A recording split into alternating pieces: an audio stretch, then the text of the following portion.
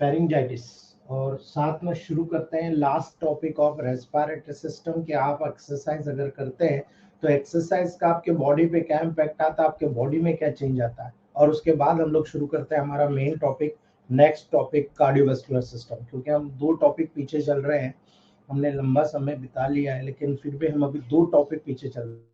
Cardiovascular system और excretory system हमारा हो जाना था, लेकिन हम लोग बहुत धीरे चल रहे हैं, कुछ छुट्टियों की वजह से थोड़ा सा लंबा खिंच गया है, कोई बात नहीं, हम उसको भी पूरा करेंगे। उसके बाद हम लोग हमारे लास्ट टॉपिक एंडोक्राइनोलॉजी और स्पेशल सेंसेस पे चलेंगे। लेकिन सबसे पहले हम बात करते हैं दोस्तों फेरिंजाइटिस की। फेरिंग्स की इन्फ्लामेशन, याद रखना, ज्यादा लोग आपके पास आएंगे तो वो सोर थ्रोट लेकर आएंगे, ठीक है। सोर थ्रोट को ही जनरली माना जाता है कि फेरिंजाइटिस है। फेरिंग्स या थ्रोट का इन्फ्लामेशन होना फेरिंजाइटिस कहलाता है।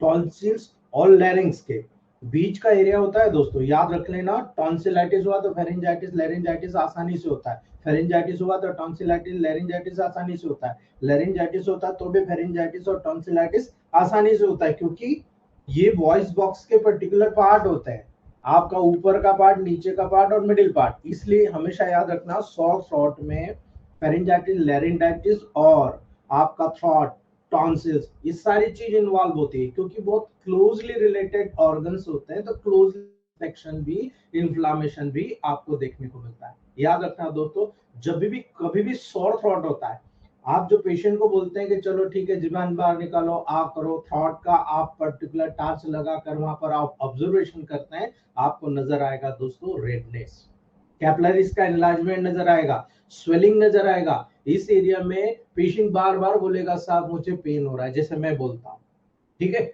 मुझे पेन हो रहा है, ठीक है, बहुत सीवियर पेन होता है। और जब कैरेक्टराइज होता है तो उसी के कारण दोस्तों निगलने में तकलीफ होना, difficulty in swallowing and speech difficult होना, जैसे मुझे होता है, कई बार मेरे वर्ड छूट जाते हैं, ठीक है, इसके कारण सोलोइंग होता है, सोलोइंग के कारण स्पीच डिफिकल्ट होता है, बोलना बहुत डिफिकल्ट होता है दोस्तों, यही कारण है फेरिंजाइटिस होता है। माउथ, नोज और इसोफेगस, इवन लैरिंग्स और ईयर के साथ कनेक्टेड होता है। याद रखना दोस्तों, फेरिंग्स आपके माउथ के लेवल पर, नेजोफेरिंग एंड ओरोफेरिंग्स, ठीक है, एक रेस्पिरेटरी में, एक ओरल ट्रैक में। आप हमेशा याद रखना, नोज में ठीक है। नोज आगे से बैक साइड फेरिंग्स में, इसोफेगस बैक साइड में फेरिंग्स में, ठीक है। याद रखना दोस्तों, जो फेरिंग्स होता है आपके इसोफेगस में कनेक्ट होता है, इसी प्रकार से लैरिंग्स भी कनेक्ट होता है आपके ईयर भी। याद रखिए, जब किसी को थ्रॉट इन्फेक्शन होता है तो कान में भी दर्द होता है।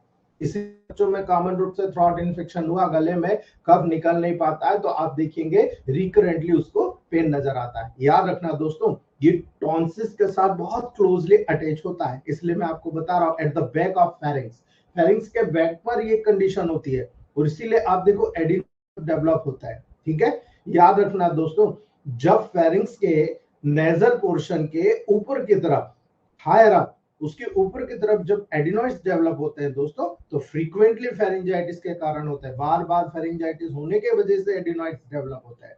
बहुत सारे स्ट्रक्चर जो यहाँ पर इन्वॉल्व होते हैं, इसीलिए आपको माइन्यूटली एग्जामिनेशन करना है, और जब माइन्यूटली एग्जामिनेशन करेंगे तब आपको निकल के आएगा हाँ साहब फेरिंजाइटिस है। और फेरिंजाइटिस में सॉर थ्रोट सबसे यूजुअल सिम्टम आपके सामने आता है, और यही कारण है आज की ज्यादातर कंडीशन में आपको वहां पर मिल्ड इलनेस का फर्स्ट सिम्टम, अगर आपको हल्का हल्का इलनेस हो रहा है ना, धीरे शुरू हो रहा है, जिसको माइल्ड कहते हैं, माइल्ड लेवल पर जितनी भी इंफेक्शन आती है उसमें सबसे पहले सोर थ्रोट का सिम्टम आता है, ठीक है। आप कोल्ड ले लो, आप फ्लू ले लो, आपने ठंडी फ्रिज की चीज ले ली, मीठी खा ली, खट्टी खा ली, सबसे पहले जिनको एलर्जी होगी उनको तुरंत सिम्टम आपको नजर आएगा, सोर थ्रोट का नजर आएगा दोस्तों। इसीलिए जब आप सोर थ्रोट का सिम्टम देखते हो, आप वहां पर कंडीशन कोल्ड और फ्लू की देखते हो, तो लेकिन याद रखना, जब कंक्लूजन पढ़ोगे आप, ईएनटी की बुक्स पढ़ोगे आप, तो आपको क्लियर निकल के आएगा मोर सीरियस कंडीशन का एक इंडिकेशन होता है दोस्तों, जैसे कि सोर थ्रोट या स्कारलेट फीवर,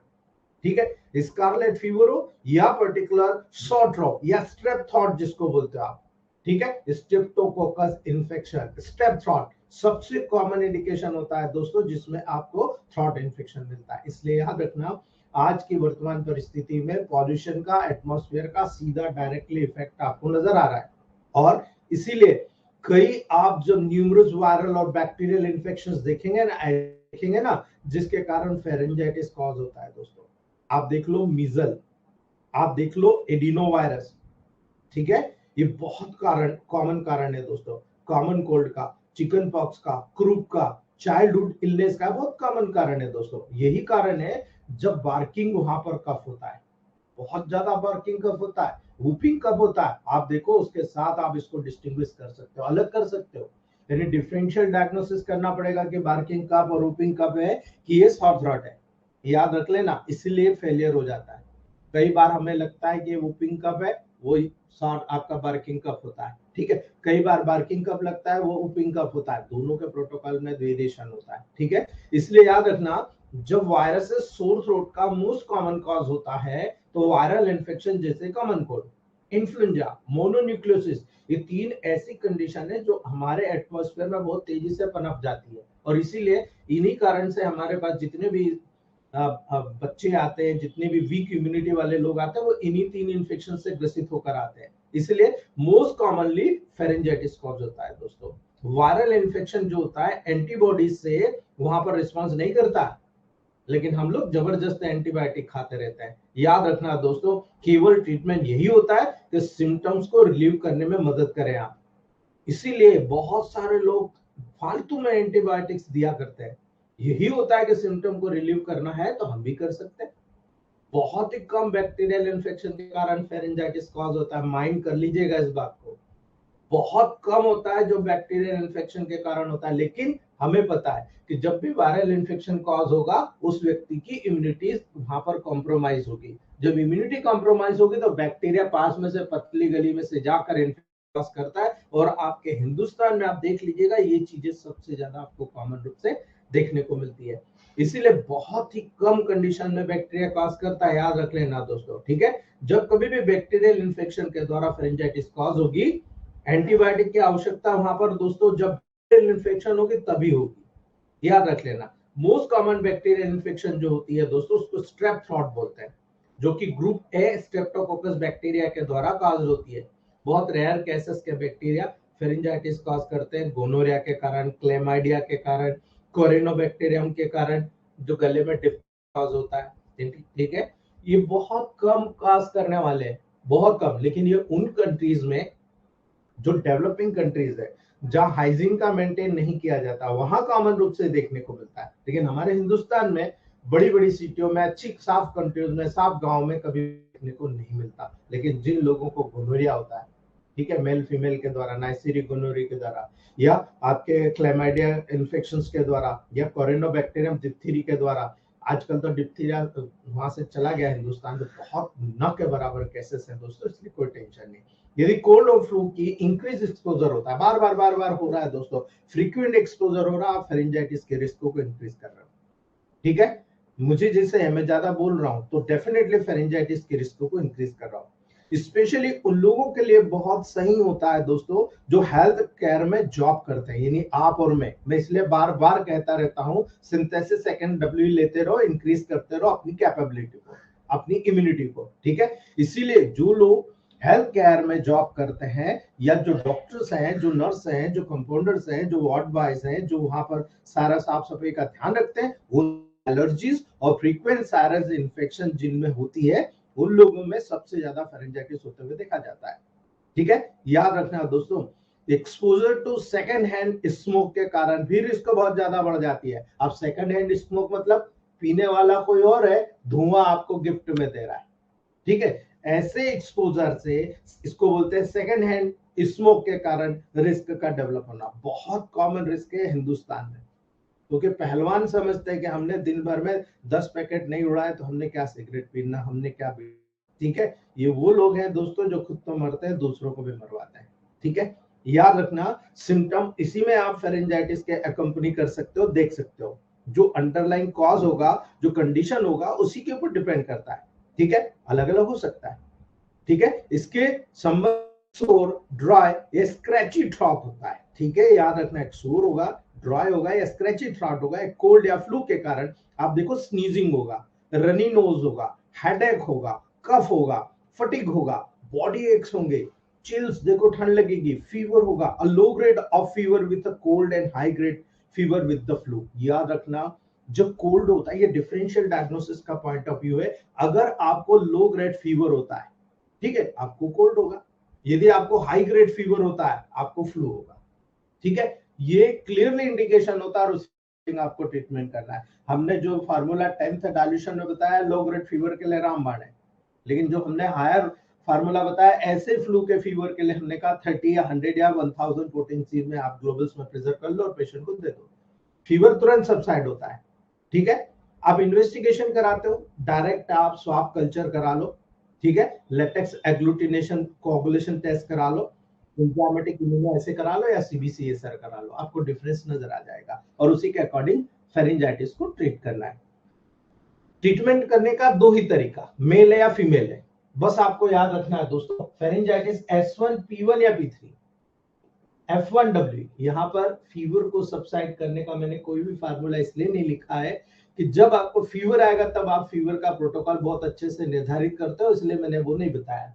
यहाँ पर S1 P3 P1 P3 F1W को 30 डायल्यूशन, जो क्रॉनिक लेकर आता सीधा 30 से शुरू करना, नेगेटिव टू पॉजिटिव जाना। S10 C13 वर1 G D6 या 30 गले के लेवल पर है, ये उस इन्फेक्शन को सबसाइड करेगा, ये गले के लेवल को साफ करेगा। A2C5G या A2C13G बोलने की जरूरत नहीं है, आप लोग हमेशा यूज करते आ रहे हो। D4 को गार्गल कीजिएगा, ठीक है। गार्गल दिन में 4 बार कराइएगा, सुबह दोपहर शाम को रात को, 10 या 20 ड्रॉप से कराइएगा। देखिएगा जो लोग कंजेशन महसूस करते हैं, within 5 to 10 days there is no congestion, ठीक है। ऑलमोस्ट कंजेशन सबसाइड हो जाएगा दोस्तों, इसलिए ये प्रोटोकॉल बहुत। लेकिन यहाँ पर सबसे इंपॉर्टेंट चीज मैंने अभी कहा आपको कि फ्लू और कोल्ड दोनों चीज आती है, ठीक। और रिकरेंट बचाना, आरटीआई बूस्टर आपको देना है, ठीक है। याद रखना, ये आरटीआई बूस्टर वहां चला दिया तो मेरा मानना है कि दोबारा वहां पर रिपीट आपको नहीं करेगा, ठीक है। दोबारा कभी भी रिपीट वहां पर नहीं करेगा आपको, ये विशेष तौर से आपको याद रखना है दोस्तों, ठीक है। अभी एक एलर्जी के फार्मूले पे मैं काम कर रहा था, मैं आपको कल या परसों में वो उसका पूरा डेमोन्स्ट्रेशन दे दूंगा एलर्जी के फार्मूले का। गजब का रिजल्ट आया है दोस्तों। S6200 C6200 के साथ में जब उस मेडिसिन को मैंने चलाया तो चाहे रेस्पिरेटरी का एलर्जी हो, चाहे स्किन का एलर्जी हो या बॉडी की किसी भी प्रकार की एलर्जी हो, इतना बेहतरीन रिजल्ट मेरे को आज तक कभी भी नहीं मिला दोस्तों। मेरी 28 साल की प्रैक्टिस में कभी नहीं मिला। अभी एक पेशेंट है जिसको 18 साल से प्रॉब्लम थी एलर्जी की। मैंने कहा इसको मैं पूरा नया करूंगा। केवल 4 मेडिसिन दिया है मैंने। आरटीआई बूस्टर दिया है, S6200 C6200, मॉर्निंग में 10 ग्लोबल्स, इवनिंग 10 ग्लोबल्स, और उसके बाद वीकली कर दिया। जैसे रिलीफ आया वीकली कर दिया मैंने।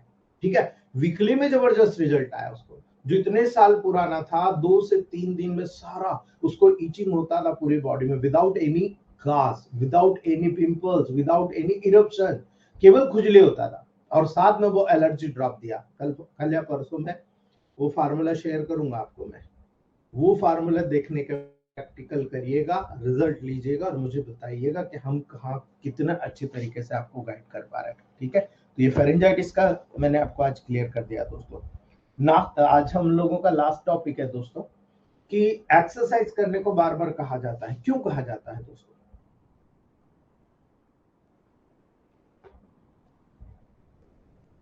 जब आप मस्कुलर एक्सरसाइज करते हो, याद रखिएगा आपकी पूरी बॉडी के डिफरेंट जो सिस्टम होता है उन पे बहुत सारे चेंजेस देखने को मिलते हैं। और ये एक्सरसाइज की सिविरिटी के ऊपर चेंजेस की डिग्री डिपेंड करती है दोस्तों। आप कितना एक्सरसाइज करते हो? केवल एक टाइम नाम के लिए करते हो 10 मिनट, वो बात अलग होगी। लेकिन आप आधा घंटा सुबह, आधा घंटा शाम को हल्के, सुबह ज्यादा और शाम को हल्के एक्सरसाइज करते हो दोस्तों, मैं आपको मजाक नहीं कहता, आपकी लाइफ साइकिल 10 साल बढ़ जाएगी। ठीक है, 10 ईयर आपकी एज बढ़ जाएगी। इसलिए याद रखना, रेस्पिरेशन पर एक्सरसाइज का इफेक्ट पड़ता है, पल्मोनरी वेंटिलेशन पर इफेक्ट पड़ता है। और पल्मोनरी वेंटिलेशन ही बढ़ाना हमारा मेन मकसद होता है, जिसके कारण बॉडी को जितनी ज्यादा ऑक्सीजन मिलेगी उतनी ज्यादा इलास्टिसिटी बढ़ेगी, उतनी ज्यादा ऑक्सीडेशन होने से रिपेयर और रिग्रोथ के लेवल बनेंगे। और यही है, आप रीजनरेशन डीजनरेशन का जब ट्रीटमेंट करते हैं आपको यही चीज करना है। Doctor jetty Dewangan sir, Jharkhand वालों ने इसको बहुत अच्छी तरीके से कैंसर के लेवल पर भुनाया है। उन्होंने यहाँ पर S10 P1 V का प्रोटोकॉल बहुत अच्छी तरीके से यूज किया है। ठीक है, मैं बार बार कहता हूँ S10 P1 oxygen carrying capacity बढ़ाता है, आपने V ऐड कर दिया तो सर्कुलेशन के साथ बढ़ाएगा। ठीक है, वही काम यहाँ एक्सरसाइज से आप कर रहे हो। बहुत सारे लोग नहीं कर सकते, आप इससे करा लो एक्सरसाइज। ठीक है, याद रखना, पल्मोनरी वेंटिलेशन एयर का वो अमाउंट होता है दोस्तों जो 1 मिनट इंटर करता है और लंग्स के अंदर से इंटर करके अपना काम करके बाहर निकलता है। वो अमाउंट पल्मोनरी वेंटिलेशन कहलाता है। यानी अगर आप कहते हो कि मेरे घर में 2 खिड़कियां खुली रहती है, 2 खिड़कियां बंद रहती है, तो उसका एस्पेक्ट समझ जाओ आप। ठीक है, यानी आपका जितनी ज्यादा तेजी से अंदर आना उतनी तेजी से बाहर जाना। अगर ये प्रोसेस होती है, आप मान लो 1 मिनट में लंग्स के अंदर जितनी एयर जा रही है और जितनी बाहर जा रही है, ये दोनों प्रोसेस को आप यहाँ बैलेंस कर रहे हो। इसलिए ये रेस्पिरेटरी रेट और टाइडल वॉल्यूम का प्रोडक्ट होता है दोस्तों, जब लगभग 6 लीटर के आसपास प्रति मिनट होता है। याद रख लेना, नॉर्मल टाइडल वॉल्यूम 500 ml होता है और रेस्पिरेटरी रेट पर मिनट कितनी होती है? 12 मिनट होती है दोस्तों। मैं ये चीजें आपको पढ़ा चुका हूं, लेकिन फिर से रिवाइज कर रहा हूं ताकि आपको ये बेसिक नॉलेज बहुत स्ट्रांग हो जाए। तब हम कार्डियोवास्कुलर सिस्टम पढ़ेंगे तो आपको क्लियर इंडिकेशन होगा कि रेस्पिरेशन का हार्ट से और हार्ट का रेस्पिरेशन से क्या लिंक है। और वही चीज सबसे इंपॉर्टेंट आपको टेबल प्रैक्टिस में देखने को मिलेगी दोस्तों। याद रखना, जब आपके एक्सरसाइज के दौरान आप हाइपर वेंटिलेशन करते हो, increase in rate and force of respiration, आप रेस्पिरेशन के फोर्स और रेट को बढ़ा रहे होते हो। और इसीलिए मॉडरेट एक्सरसाइज में, यानी आपने मीडियम कर दी एक्सरसाइज, रेस्पिरेटरी रेट लगभग 30 पर मिनट के आसपास पहुंच जाता है। ठीक है, और टाइडल वॉल्यूम कितना पहुंच जाएगा? जस्ट उसके डबल 2000 ml तक इंक्रीज हो जाएगा। इसलिए पल्मोनरी वेंटिलेशन इंक्रीज होकर 60 लीटर प्रति मिनट हो जाएगा दोस्तों, जो मॉडरेट एक्सरसाइज के दौरान होता है। लेकिन जब आप सीवियर एक्सरसाइज करोगे तो इससे भी ज्यादा, यानी 100 लीटर पर मिनट के आसपास चला जाएगा। अगर ये प्रोसेस आप कर रहे हो दोस्तों, तो आप याद रखो, हार्ट और लंग्स की कैपेसिटी बढ़ा रहे हो। हार्ट और लंग्स की कैपेसिटी बढ़ा रहे हो, हार्ट और लंग्स के मस्कुलर और नर्वाइन एक्टिविटी को स्टिमुलेट कर रहे हो। तो याद रखना, जब आप जिस ऑर्गन को काम ज्यादा दोगे कि यार भाई आपको ऐसा काम करना है, वो ऑर्गन लड़ झगड़ कर वो काम कंप्लीट करके आएगा। यानी आप उसमें एक एबिलिटी डेवलप कर रहे हो कि मुझे ये काम इतने समय में चाहिए, इतना करना है, वो करके आएगा। अगर आपने नेगेटिविटी डाल दी बॉडी में कि नहीं मुझे करना ही नहीं एक्सरसाइज, वो ऑर्गन भी कहेगा इसको जरूरत ही नहीं, फैक्ट्री बंद करो यार, फोकट इसके लिए अपन काम कर रहे हैं। धीरे धीरे ऑर्गन भी डिफॉर्मेट हो जाएगा, अर्ली स्टेज में वो खत्म हो जाएगा। याद रखना ये बेसिक बॉडी की नीड्स होती है।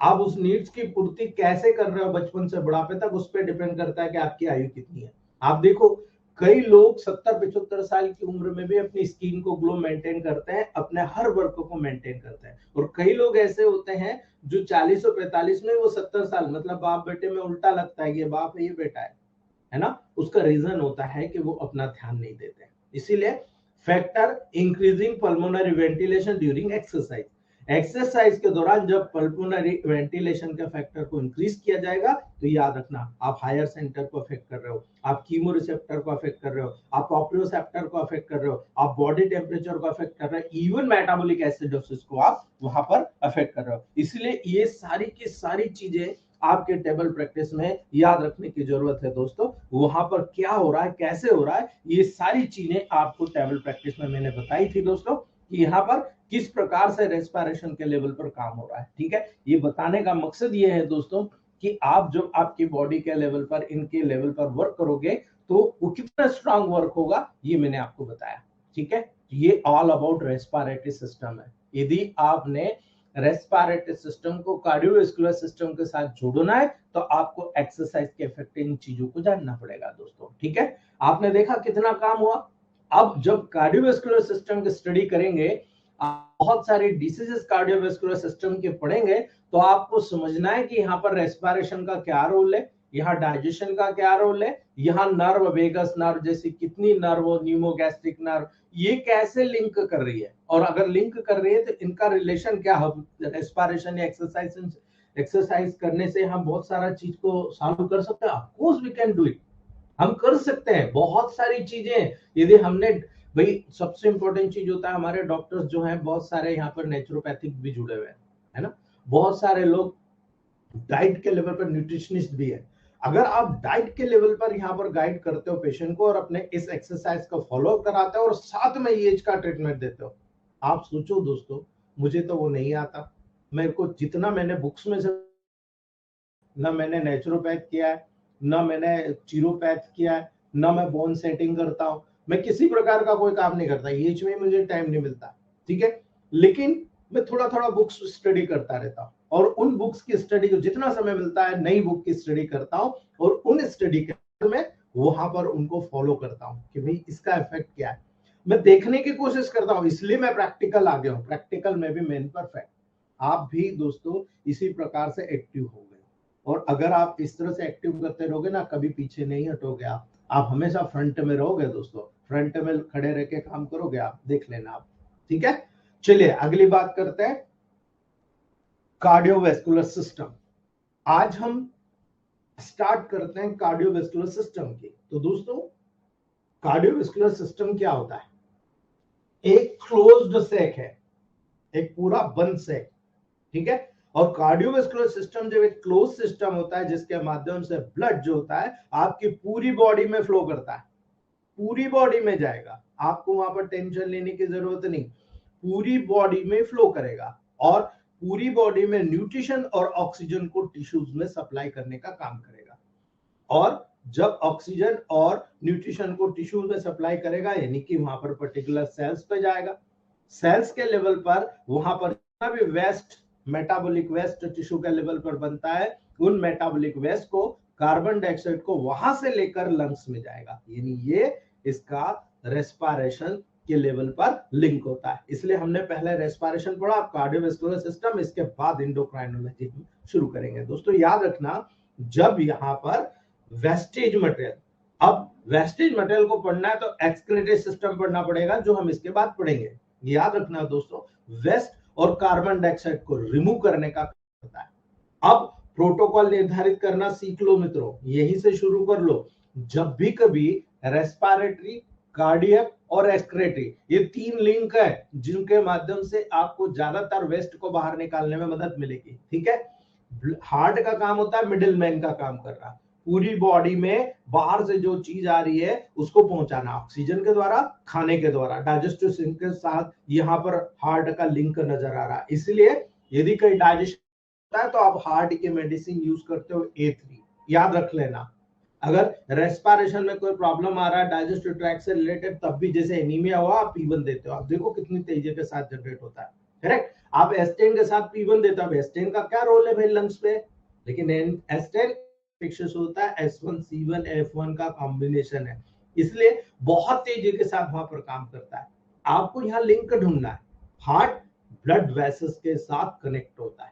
याद रखना, ये जो हार्ट होता है ये एओर्टा है, ये असेंडिंग, ये आर्च ऑफ एओर्टा, ये एब्डोमिनल एओर्टा, डिसेंडिंग एओर्टा, ये राइट और लेफ्ट रीनल आर्टरी। इस रूप में हार्ट के जस्ट बैक, मैंने साइड में बनाया ताकि आपको दिखे, हार्ट के जस्ट बैक में यहाँ से ये नीचे की तरफ उतरता है। याद रखना दोस्तों, हार्ट ब्लड को ब्लड वेसल्स में पंप करता है, ब्लड वेसल्स पूरी बॉडी में सर्कुलेट करता है ब्लड को।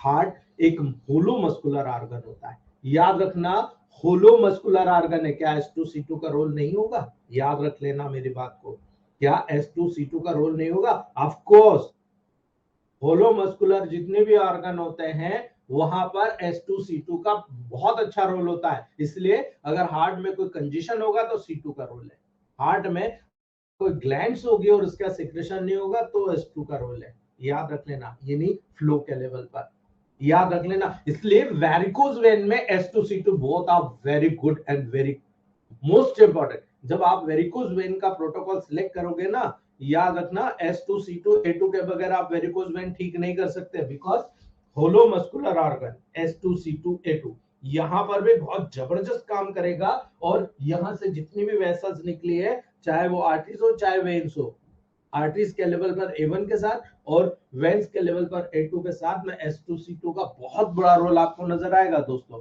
याद रखना, हार्ट बॉडी में पाए जाने वाला सबसे इंपॉर्टेंट वाइटल ऑर्गन में से एक होता है, मस्कुलर ऑर्गन होता है। याद रखना, जो ब्लड को पूरी सर्कुलेटरी सिस्टम में पंप करने के लिए लगातार काम करता रहता है।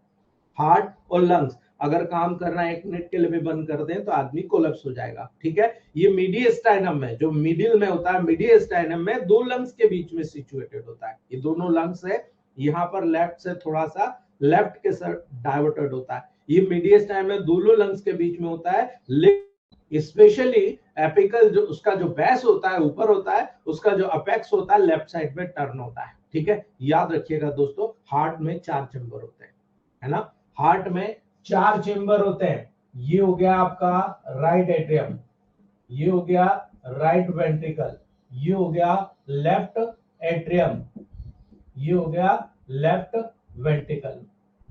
ठीक है, ये 4 चेंबर होते हैं आपके, और इन्हीं 4 चेंबर्स के वजह से हार्ट काम करता रहता है। लेकिन क्या चारों चेंबर में एक साथ ब्लड आता है? ये बहुत इंपॉर्टेंट होता है दोस्तों, क्योंकि चारों चेंबर में 2 आर्टरिया होता है, ऊपर के जो होते हैं आर्टरी, आर्ट्रियम या अलिंद बोलते हैं, नीचे के नीलय या वेंट्रिकल बोलते हैं। दोस्तों याद रखिएगा, वेंट्रिकल्स जो होते हैं सबसे ज्यादा मस्कुलेचर टोन लेकर रहते हैं, यानी यहाँ का जो मस्कुलेचर होता है लेफ्ट वेंट्रिकल का, राइट वेंट्रिकल का, खासतौर से लेफ्ट वेंट्रिकल इन 4 चेंबर में सबसे मोटा होता है, क्योंकि सबसे ज्यादा फोर्स जनरेट करने का काम लेफ्ट वेंट्रिकल के पास होता है। इसलिए आपको याद रखना, जब राइट वेंट्रिकुलर हाइपोट्रोफी या लेफ्ट वेंट्रिकुलर हाइपोट्रोफी या इनका फेलियर होना होता है, आप सोच लीजिएगा हार्ट बहुत मजबूरी में फेलियर की तरफ जा रहा है ना, क्योंकि उसके ऊपर सडनली बहुत ज्यादा प्रेशर क्रिएट कर दिया गया, उसके काम को, फंक्शंस को डिस्टर्ब कर दिया गया। ठीक है, यानी बॉडी में अगर डिमांड ज्यादा होती है तो लंग्स कम काम कर रहा है, हार्ट को डिमांड पूरी करना है, हार्ट ज्यादा काम करने की कोशिश करेगा, कंपनसेट करेगा, लेकिन चेंबर का साइज बढ़ जाएगा, लेकिन जो प्रोसेस है एज इट इज लंग वैसे ही काम करेगा, वो कितनी ऑक्सीजन आपको दे रहा है इसके ऊपर डिपेंड करता है। इसलिए वेंट्रिकल का मस्कुलेचर एट्रिया की तुलना में थिकर होता है। हार्ट का कंट्रैक्शन का जो फोर्स होता है उस मसल्स के, कार्डियक मसल्स के ऊपर डिपेंड करता है कि वहां पर कार्डियक मसल्स में कितना दम है।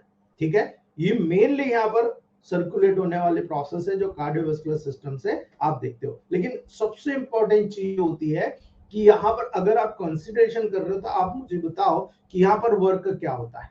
यहाँ पर वर्क बहुत इंपॉर्टेंट होता है दोस्तों। हार्ट के राइट साइड में दो चेंबर्स होते हैं, right atrium, right ventricle. Heart को दो पार्ट में डिवाइड किया, ये लेफ्ट पार्ट है, ये राइट पार्ट है। हमें राइट पार्ट और लेफ्ट पार्ट के रूप में इसको समझना है। यहाँ पर दो चेंबर है, एक राइट एट्रियम, एक राइट वेंट्रिकल। क्या काम करते हैं भाई?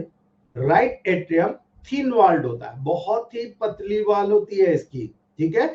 लो प्रेशर चेंबर होता है, यहाँ पर प्रेशर बहुत कम, 0, ठीक है। लो प्रेशर चेंबर होता है, ठीक है। यहाँ पर याद रखिएगा लो प्रेशर चेंबर होता है, इसीलिए इसमें पेसमेकर होता है, ठीक है। यहाँ पर इसमें पेसमेकर होता है, बिल्कुल इस स्किन के लेवल पर, यहाँ पर, ठीक है।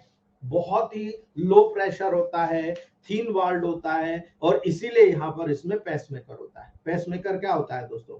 जिसे हम ऐसे नोड कहते हैं, साइनो एट्रियल नोड, ठीक है। साइनो एट्रियल नोड कहते हैं, जो कि कार्डियक इंपल्स को प्रोड्यूस करता है। हार्ट को चलाने का, शुरू करने का, इसके फंक्शन का पूरा काम ऐसे नोड पर होता है दोस्तों। आपके ब्रेन के माध्यम से जो नर्व आती है वो केवल हार्ट को स्टिमुलेट करती है कि भाई आपको हार्ट को काम करना है या नहीं करना, केवल स्टिमुलेट। लेकिन हार्ट का पूरा काम, जिम्मेदारी इस ऐसे नोड के ऊपर है, ठीक है। याद रख लेना दोस्तों, ये ऐसे नोड पूरे कार्डियक इंपल्सेस को प्रोड्यूस करता है। और कार्डियो वेंट्रिकुलर नोड, याद रखना दोस्तों, जो यहां पर आता है जिसको हम बोलते हैं एट्रियोवेंट्रिकुलर नोड, एवी नोड। यहां से मैसेज यहां पर आता है, और ये एवी नोड यहां पर पूरा फंक्शन करता है, और पूरा फंक्शन करके यहां आगे की ओर जो आपके आर्टियम पे तो पूरा कॉन्ट्रेक्शन हो गया साइनो आर्टेरियल नोड के माध्यम से, वहां से इंपल्सेस नीचे की तरफ आएगी, वेंट्रिकल्स की तरफ आएगी दोस्तों। तो ये स्पेशली एट्रियोवेंट्रिकुलर नोड के माध्यम से आएगी, जो कि वेंट्रिकल्स में इंपल्सेस को कंडक्ट करता है। यानी यहां पर इंपल्सेस को वेंट्रिकल्स में दोनों साइड भेजने का काम करेगा, ठीक है। तो याद रखना, ऐसे नोड, एवी नोड, ये दो नोड होते हैं जो पूरे हार्ट को चलाने का काम करते हैं। अगर ऐसे नोड काम करना बंद करता है तो कुछ समय के लिए एवी नोड काम करना शुरू करता है। आप में दम होना उस समय में आप ऐसे नोड को वापस रिजनरेट करा दो, ठीक है। You can cure it. जब आप यहाँ पर A3 का D2 देते हैं, तो ये A3 का D2 जो होता है स्पेशल काम करता है। जो आपका LVF कम हो रहा है, हार्ट का आर्टेरियल लेवल का फंक्शन, पूरे हार्ट का फंक्शन कम हो रहा है, उस LVF को फटाक से बढ़ा देता है A3 का D2।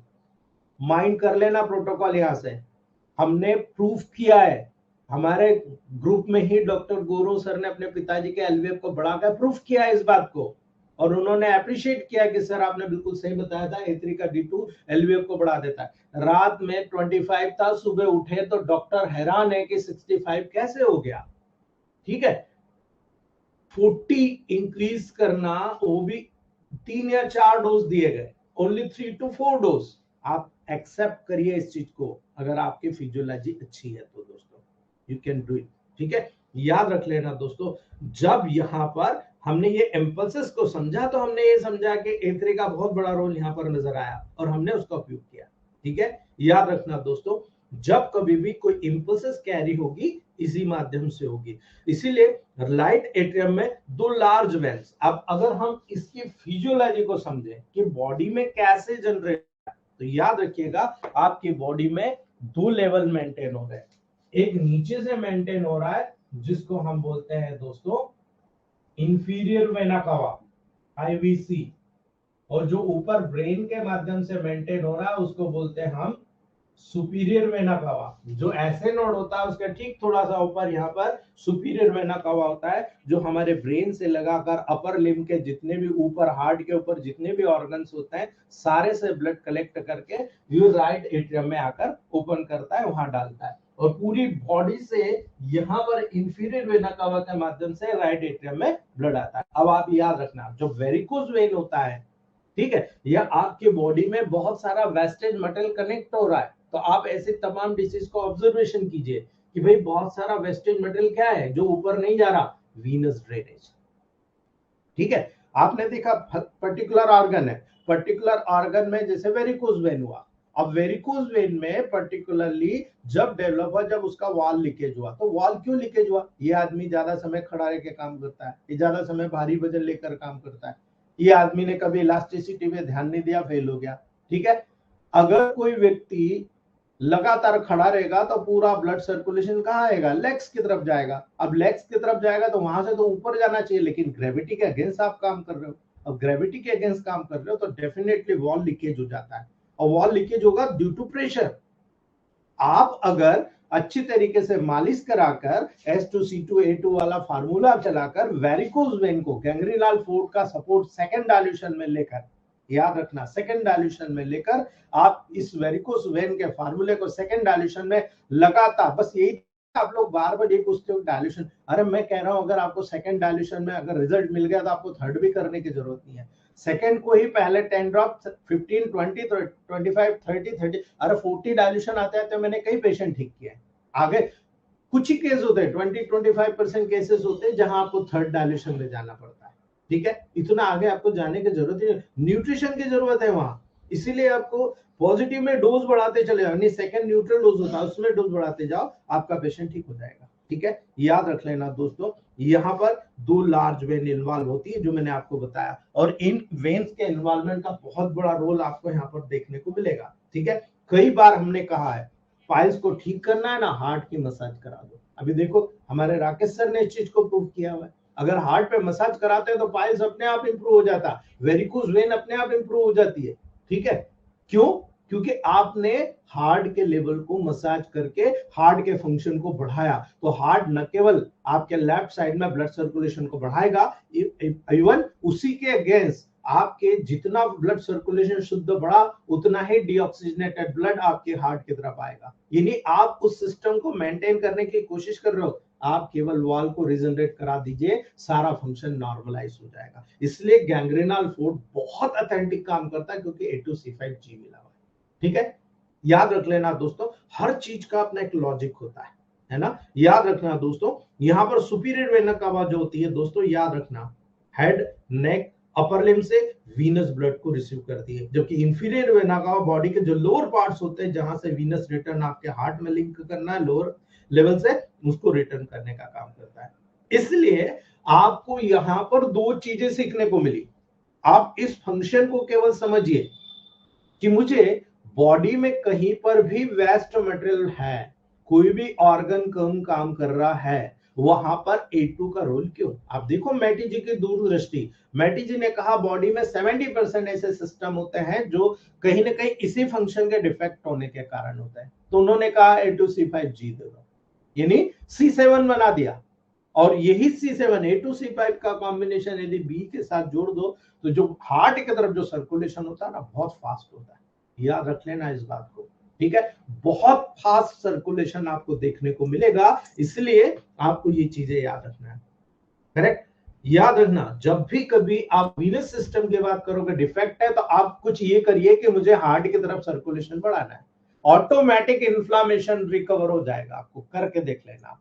ठीक है, क्योंकि इन्फ्लामेशन की प्रोसेस में क्या होगा, कहीं भी इन्फ्लामेशन हो रहा है, आपने अगर हार्ट से सर्कुलेशन बढ़ा दिया तो बॉडी भी तो यही चाहती है, नेक्रोस टिश्यू से केमिकल निकलते हैं कीमोटैक्सिन्स, जो उसको अट्रैक्ट करता है WBC को, और अट्रैक्ट करके ब्लड सर्कुलेशन पूरी बॉडी से WBC को उस पर्टिकुलर डैमेज की तरफ इन्वाइट करता है। यही काम आप भी कर रहे हो, आप ब्लड सर्कुलेशन के माध्यम से कर रहे हो, आप डायरेक्ट अपनी मेडिसिन के माध्यम से कर रहे हो।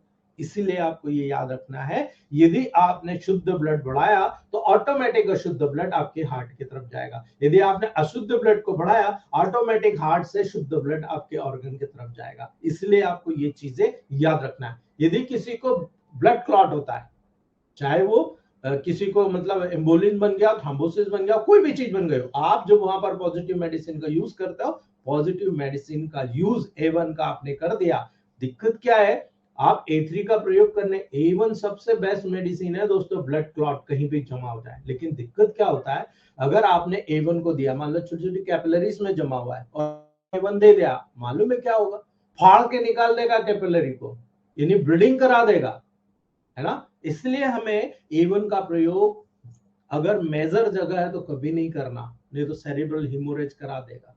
याद रखना इस बात को, भूलना नहीं। कई लोग मुझे कहते हैं कि A1 का प्रयोग आपने तो बताया, भाई A1 बहुत अच्छा है, लेकिन आपको पॉजिटिव नेगेटिव दोनों देखना है ना। आप वहां पर कैसे देखोगे? अगर आपने A1 को पॉजिटिव डोज दे दिया, आपको मालूम है फाड़ के निकाल देगा, ब्लीडिंग हो जाएगी, कैसे बचाओगे आप? बताओ मुझे, कैसे बचाओगे? क्या इमरजेंसी आप कोई ऑपरेशन करा सकते हो? पेशेंट मर जाएगा दोस्तों, इतनी ब्लीडिंग होगी। इसलिए A3 का D2 वहां पर, D1 आप वहां पर यूज करते हो, ठीक है, क्योंकि A3 दोनों जगह, दोनों लेवल पर काम करता है, राइट और लेफ्ट दोनों को बैलेंस करता है, यानी पूरे हार्ट के फंक्शन को नॉर्मलाइज कर रहे हो आप, इसलिए A3 का प्रयोग किया जाता है। माइंड इट, समझिएगा इस चीज को, याद रखना। राइट एट्रियम राइट वेंट्रिकुलर के साथ कम्युनिकेट करता है दोस्तों, हमेशा याद रखना। राइट एट्रियम राइट वेंट्रिकल के साथ कम्युनिकेट करता है, और इसी कम्युनिकेशन को अगर नॉर्मलाइज आपने मेंटेन कर दिया, आपकी लाइफ लॉन्ग हो जाएगी। अगर आप इन्हीं दोनों के बीच में भाई घर में दो भाई है, दोनों भाइयों के बीच में सामंजस्य नहीं है, देख लो आप, प्रॉब्लम क्रिएट हो जाएगी, है ना। इसलिए याद रखना, एक कम्युनिकेशन है और एक ट्राइकस्पिड वॉल के माध्यम से बनाती है दोस्तों, ठीक है। एक ट्राइकस्पिड वॉल, हमेशा याद रखना, ये देखो आप, हमेशा याद रखना, ये दो चीज बहुत इंपॉर्टेंट है। राइट एट्रियम के लेवल से राइट वेंट्रिकल को जोड़ने वाला वॉल 3 कस्प के द्वारा बना होता है, इसलिए इसको ट्राइकस्पिड कहते हैं। और लेफ्ट एट्रियम से लेफ्ट वेंट्रिकल की तरफ आने वाला होता है, 2 कस्प होता है, इसलिए इसको माइट्रल वाल कहते हैं या बाइकस्पिड वाल कहते हैं, ठीक है। बस इतना याद रखना, राइट एट्रियम राइट वेंट्रिकल के बीच में यहाँ पर ट्राइकस्पिड होता है, ट्राइकस्पिड वाल, यहाँ पर बाइकस्पिड होता है, बाइकस्पिड वाल, ठीक है। याद रख लेना दोस्तों, यही कारण है कि जब कभी भी दोस्तों आप राइट वेंट्रिकल की वाल को देखते हो, राइट वेंट्रिकल की वाल और लेफ्ट वेंट्रिकल की वाल अगर आप देखोगे तो आपको याद रखने की जरूरत है, राइट वेंट्रिकल की वाल ठीक होती है against right atrium, right ventricle atrium की जो वाल होती है राइट वेंट्रिकल की तुलना में पतली होती है, लेकिन राइट वेंट्रिकल की वाल राइट एट्रियम की तुलना में मोटी होती है। याद रख लेना दोस्तों, ऐसा क्यों? क्योंकि इसका फंक्शन होता है यहां से फोर्स लगाकर इस अशुद्ध ब्लड को राइट और लेफ्ट लंग्स में भेजना, यहां से ये सिस्टम होता है जो राइट और लेफ्ट अपने सिस्टम के माध्यम से ब्लड सर्कुलेशन को, अशुद्ध ब्लड को प्यूरिफाई होने के लिए लंग्स में भेजता है, ठीक है। याद रख लेना दोस्तों, यही चीज है अपने राइट वेंट्रिकल ने इसी वाल्व के माध्यम से दोस्तों राइट वेंट्रिकल में ट्राइकस्पिड के माध्यम से ब्लड आता है, याद रख लेना आप। इसीलिए राइट वेंट्रिकल से पूरी बॉडी की एक एक आर्टरी ही होती है जो शुद्ध और अशुद्ध ब्लड ले जाती है।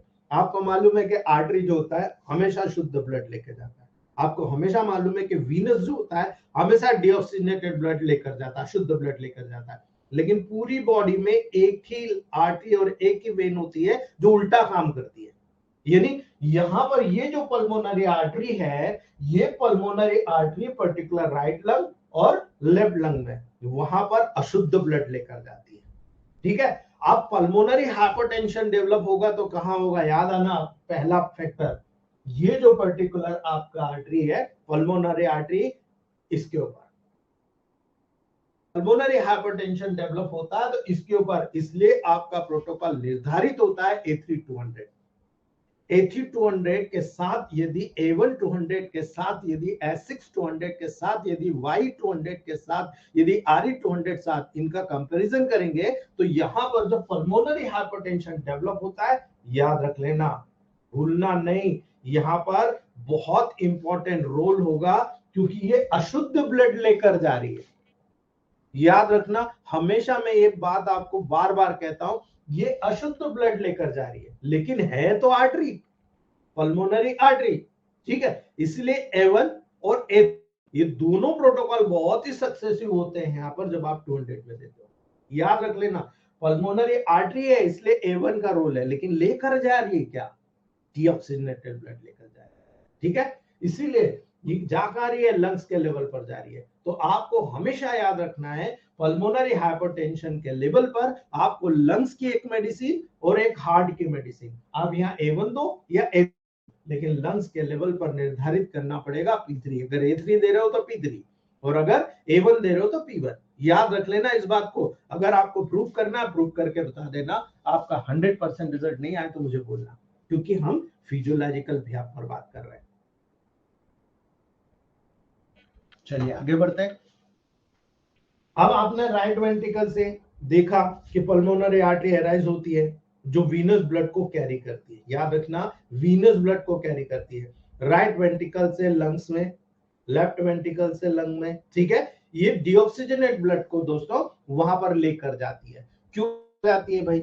लंग्स का क्या रिलेशन है, हमने देखा था लंग्स का ये रिलेशन है दोस्तों कि यहाँ पर जब कभी भी आप फिजियोलॉजिकल प्रोसेस करोगे तो वहां बहुत सारा मेटाबॉलिक वेस्ट बनता है, और मेटाबॉलिक वेस्ट बनता है तो कार्बन डाइऑक्साइड और वेस्ट दोनों कलेक्ट होता है। जितना मेटाबॉलिक वेस्ट होता है वो डिफिकेशन अर्थात डाइजेस्टिव ट्रैक्ट के माध्यम से बाहर निकलता है, और जितना भी सिस्टम आपकी बॉडी में गैसेस सिस्टम होता है वो गैसेस सिस्टम जो होता है आपके इसी रेस्पिरेटरी मैकेनिज्म के माध्यम से जब लंग्स में जाएगा, ठीक है, वो लंग्स यहां से मेटाबॉलिक वेस्ट और कार्बन डाइऑक्साइड के लेवल वो यहां से कार्बन डाइऑक्साइड को बाहर निकालेगा। मेटाबॉलिक वेस्ट पर्टिकुलरली आपकी ब्लड सर्कुलेशन में जब हार्ट के चेंबर में आता है तो डिफिकेशन सिस्टम के माध्यम से बाहर निकल जाता है। इसलिए आपको हमेशा याद रखना है राइट साइड का जितना भी प्रोसेस होता है बॉडी के लिए प्यूरिफिकेशन का प्रोसेस होता है। पूरी बॉडी में हर चीज को प्यूरिफाई करने का काम आपका right side of the body करता है। इसलिए पोलैरिटी के नियम के अनुसार आपने जब देखा था तो मैटी जी ने बहुत क्लियर इंडिकेशन करा, एक डायग्राम आप लोगों के पास है, बाहर के साइड पॉजिटिव, अंदर के साइड नेगेटिव, ठीक है। आपका फेस का एक पार्ट पॉजिटिव है, एक पार्ट नेगेटिव है। आप इसको राइट को यहाँ पर आप कहते हो आरी का, यहाँ कहते हो वाई का, ठीक है। लेकिन याद रखना पोलैरिटी के अनुसार आप जब पॉजिटिव पार्ट है वहां नेगेटिव इलेक्ट्रिसिटी लगाओ, जब नेगेटिव पार्ट है वहां पॉजिटिव इलेक्ट्रिसिटी लगाओ। लेकिन बहुत सारी ऐसी कंसिडरेशन आजकल आ रही है कि जहां दोनों पार्ट अफेक्टेड होता है, इसलिए वहां न्यूट्रल मेडिसिन लगाओ, ठीक है। इस पे भी मैं एक दिन आपको बताऊंगा कि पोलैरिटी कितनी इंपॉर्टेंट होती है एक्सटर्नल एप्लीकेशन के लेवल पर। 145 पॉइंट्स के लेवल पर मैंने ऑलरेडी आपको बता चुका हूं, लेकिन कुछ चीजें जो है आज भी बहुत सारे लोगों को क्लियर नहीं है। वो यही कहते हैं सर ये तो पॉजिटिव पार्ट है, आप तो ये नेगेटिव इलेक्ट्रिसिटी लगा रहे हो। बहुत जगह कंसिडरेशन कीजिए आप, बहुत जरूरी है कंसिडरेशन कि यहाँ पर ये पार्ट आ रहा है तो इसका इन्वॉल्वमेंट किस लिंक के द्वारा है, और उस लिंक के अकॉर्डिंग ये पॉजिटिव या नेगेटिव। जैसे साइटिका होती है राइट साइड में तो आरी का रोल है सर, आप तो वाई लगा रहे हो, याद रखना न्यूट्रल करना है, इसलिए आप वहां पर अगेंस्ट कर रहे हो। यहाँ वाई का रोल है लेकिन आप आरी लगा रहे हो, ठीक है। ये बहुत सारी चीजें हैं जो आपको समझने की मैं बताऊंगा पोलैरिटी के अनुसार, ठीक है। चलिए नेक्स्ट बात करते हैं, लेफ्ट साइड ऑफ हार्ट पे चलते हैं। ये लेफ्ट साइड ऑफ हार्ट है। अब लेफ्ट साइड ऑफ हार्ट पर हम गए तो हमें पता लगता है कि कितना इंपॉर्टेंट वर्क करता है, यानी ये लेफ्ट साइड ऑफ हार्ट आपके लिए कितना इंपॉर्टेंट रखता है आपको समझ में आएगा, ठीक है। अगर आप अनमेरिड है तो नहीं आएगा, मैरिड है तो बहुत अच्छे से समझ में आएगा आपको, ठीक है। इसलिए बहुत अच्छे से समझ में आएगा कि घर परिवार में अप एंड डाउन चलता रहता है, ठीक है। अगर कोई अच्छी चीज हो को आपको बहुत अच्छा लगता है, इस लेवल पर बहुत है, लेकिन कोई नेगेटिविटी आती है ना, आप देखो हार्ट के लेवल पर बहुत बड़ा लोड आता है। याद रखना ये लॉजिकल पॉइंट ऑफ व्यू बता रहा हूं मैं। लेफ्ट साइड जिनको प्यार होता है ना, अनमैरिड रहता है, उनको भी पता रहता है, ठीक है। लेफ्ट साइड ऑफ हार्ट की बात करो, हार्ट के लेफ्ट साइड में भी दो चेम्बर होते हैं, लेफ्ट एट्रियम और लेफ्ट वेंट्रिकल। याद रखना दोस्तों, this both chambers are very important for your daily practice. अगर आपने इनके फंक्शंस को आपके माइंड के साथ में मैच कर लिया, कोई भी पेशेंट आएगा किसी भी प्रकार के अबनॉर्मलिटी लेकर आएगा, आप तुरंत बता दोगे। मेरा यही काम है। लेफ्ट एट्रियम और लेफ्ट वेंट्रिकल, लेफ्ट एट्रियम के लेवल पर अगर आप जाओगे, इनका कंपैरिजन करोगे, थिन वॉल्ड होता है। ये जो लेफ्ट एट्रियम होता है थिन वॉल्ड जैसे यहाँ था, लेकिन ये लेफ्ट वेंट्रिकल सबसे मोटा होता है चारों चेंबर में, ठीक है। ये जो थिन वॉल्ड होता है, ये दोनों चेंबर जो होते हैं लो वॉल्ड मतलब लो प्रेशर वॉल्ड होते हैं, ठीक है। लो प्रेशर चेंबर होते हैं क्योंकि इनमें ऊपर से आना ही रहता है, इनके द्वारा फोर्स लगाकर बाहर निकालने का कोई काम नहीं होता, ठीक है। ये जो वॉल लगे हुए, ये वॉल में जब वहां पर थिन वॉल भरा जाती है तो वॉल ओपन हो जाता है ऑटोमेटिकली, और वॉल ओपन हो गया, सारा फ्लो नीचे हो गया। इसलिए याद रखना दोस्तों, ये आर्टेरियल ब्लड को रिसीव करता है, ठीक है। ये पर्टिकुलर आर्टेरियल ब्लड को रिसीव करता है दोस्तों, लेकिन आर्टेरियल ब्लड को रिसीव कर रहा है यानी ऑक्सीजनेटेड, ठीक है, ऑक्सीजनेटेड। लेकिन लंग्स से ऑक्सीजनेटेड ब्लड ला रहा, लेकिन कौन ला रहा? पल्मोनरी वेन, ठीक है। यहां से आपने देखा था पल्मोनरी आर्टरी ऑक्सीजनेटेड ब्लड लेकर गई, लेकिन यहां से दोनों लंग्स से इसी प्रकार से वहां की पल्मोनरी वेन पर्टिकुलर दोस्तों आपके राइट एट्रियम में ब्लड लेकर आ रहे हैं। सॉरी लेफ्ट एट्रियम में ब्लड लेकर आ रहे हैं, वो भी ऑक्सीजनेटेड ब्लड लेकर आ रहे हैं। इसलिए ये एकमात्र अपवाद है कि पल्मोनरी आर्टरी अशुद्ध ब्लड लंग्स में ले जा रही है और शुद्ध ब्लड पल्मोनरी वेन्स लेकर आ रही है। ठीक है, ये एकमात्र एक्सेप्शन होता है बॉडी में जहां आर्टरी वीनस ब्लड को कैरी कर रही है और जो वेन्स होती है आर्टियल ब्लड को, ऑक्सीजनेटेड ब्लड को कैरी कर रहा है। इसलिए हमें माइन्यूटली इस फंक्शन को जनरेट करना है। याद रखना दोस्तों, लेफ्ट एट्रियम से, आपके लेफ्ट एट्रियम से ब्लड लेफ्ट वेंट्रिकल में बाइकस्पिड वॉल या माइट्रल वॉल के माध्यम से इंटर करता है। दोस्तों लेफ्ट वेंट्रिकल की वॉल बहुत थिक होती है चारों चेंबरों में, इसीलिए लेफ्ट वेंट्रिकल सिस्टमिक एओर्टा के माध्यम से, ये क्या है, ये सिस्टमिक एओर्टा है, और इस सिस्टमिक एओर्टा के माध्यम से पूरी बॉडी के डिफरेंट डिफरेंट पार्ट में according to organs function, according to demand of organ, according to demand of cell, tissue, organ, system and body, वहां पर आर्टियल ब्लड को पंप करता है। इसलिए याद रखना, यदि आपकी बॉडी के ऑर्गन्स के डिमांड को आपने समझ लिया कि किस ऑर्गन को कितने मात्रा में ब्लड की सप्लाई होती है, देन नेवर एवर प्रॉब्लम, आपको कोई भी प्रॉब्लम देखने को नहीं मिलेगी। आपको पता है कि ये इसलिए महत्वपूर्ण हो जाता है कि आप बॉडी के ऑर्गन के काम करने के अकॉर्डिंग आपके बॉडी में कुछ वाइटल ऑर्गन्स होते हैं जो बहुत जरूरी काम करते हैं। अगर उन वाइटल ऑर्गन, जैसे बच्चा पैदा हुआ, पैदा होने के बाद देखो नीला पड़ गया, क्यों? क्योंकि उसको ऑक्सीजन सप्लाई ब्रेन की तरफ कम हो गई, क्योंकि उसका तो लंग्स ही काम नहीं कर रहा था।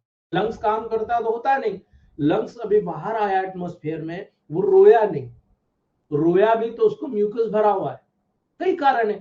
आपने जब वहां पर उस पर्टिकुलर लेवल को मेंटेन किया, ऑक्सीजन की सप्लाई आपने ब्रेन की तरफ भेज दी, बच्चा नॉर्मल हो गया। लेकिन अगर नहीं हुआ तो ब्रेन के जो ब्रॉडमैन एरियाज होते हैं, बहुत सारे एरियाज जहां पर ऑक्सीजन की सप्लाई नहीं हुई, वहां पर नेक्रोज या डेड टिश्यू का या उस ऑर्गन का फंक्शन डिस्टर्ब हो गया।